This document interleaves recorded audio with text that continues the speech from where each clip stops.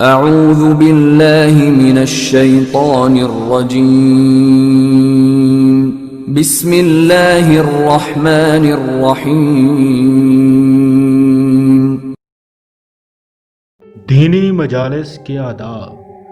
دین کی مجالس میں جو لوگ دور بیٹھ کر یہ سمجھ رہے ہیں کہ آواز تو یہاں بھی آ رہی ہے، یہیں سے بیٹھ کر سن لیں، وہ حضرات یہ بات اچھی طرح سمجھ لیں کہ آواز کو تو نہ فرشتے گھیراتے ہیں اور نہ ہی آواز پر مغفرت کا وعدہ ہے، اس لیے وہ حضرات دور بیٹھ کر اپنا نقصان نہ کریں، مجلس کے ساتھ مل کر بیٹھ جائیں۔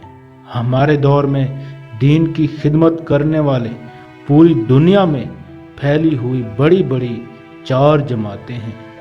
ایک تبلیغی جماعت، 2 علماء و طلباء کی جماعت، دوسرا مشائخ و اہل اللہ کی جماعت، اور چوتھے نمبر پر دینی کتاب لکھنے والے مصنفین کی جماعت۔ ان 4 دینی خدمات کے نام یہ ہیں: تبلیغ، تدریس، تزکیہ، تصنیف و تالیف۔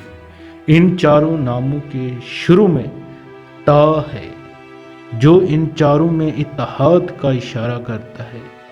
دوسرا اشارہ تا کے دونوں نقطوں سے اس طرف ہے کہ اگر ان 4 سلسلوں میں اتحاد ہوگا تو پوری امت اوپر آئے گی، جیسے تا کے نقطے اوپر ہیں، اور اتحاد پیدا کرنے کے لیے تقوی اور تعاون کی تا کو بھی اپنے اندر شامل کرنا ہوگا، جو اہل تقوی کی صحبت ہی سے حاصل ہوگا، جیسے صحابہ کو جو بھی ملا صحبت نبی صلی اللہ علیہ وآلہ وسلم سے ملا، اور مشائخ امت صحبت شیخ ہی سے مشائخ بنے، پھر ان کے فیض سے امت کو خوب فائدہ پہنچا۔ اللہ تعالیٰ ان 4 سلسلوں میں ایک دوسرے کی قدردانی، محبت و عظمت عطا فرما دے۔ باہم تناؤ فروز تباعض جو عدم اخلاص کی بڑی علامت ہے، اس سے ان 4 سلسلوں کی بجائے آمین یا رب العالمین